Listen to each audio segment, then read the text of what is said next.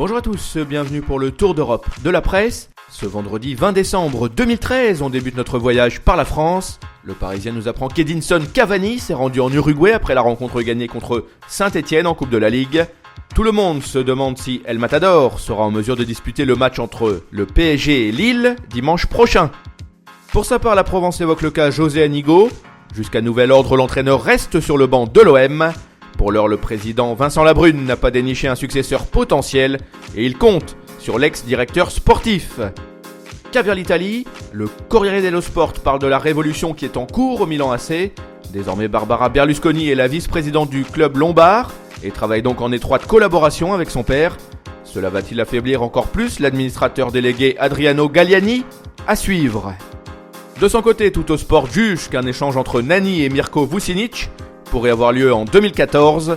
Le board de Manchester United pourrait laisser filer l'ailier portugais à la Juventus alors qu'il a prolongé son contrat jusqu'en juin 2018. En parallèle, la venue du buteur monténégrin à Old Trafford pourrait avoir lieu si le Mexicain Javier Hernandez fait ses valises. Allez, on file en Espagne. Marca relaye les propos du président Sandro Rosell. Le patron du Barça a indiqué qu'Andrés Iniesta va bien prolonger son contrat jusqu'en juin 2018. Par ailleurs, il a aussi laissé entendre que Lionel Messi devrait bénéficier d'une belle revalorisation salariale au cours des jours ou des semaines à venir. En ce qui le concerne, le Mediasport publie une interview de La Pulga. Le génie argentin a déclaré qu'il n'a rien à cacher en ce qui concerne l'affaire judiciaire dans laquelle est plongé son père. La justice se demande si Jorge Messi n'a pas joué un rôle d'intermédiaire dans une sombre histoire de blanchiment d'argent via l'organisation de plusieurs événements. On reprend notre baluchon et on débarque en Angleterre. Le Daily Mirror s'appuie sur le discours de Brendan Rodgers.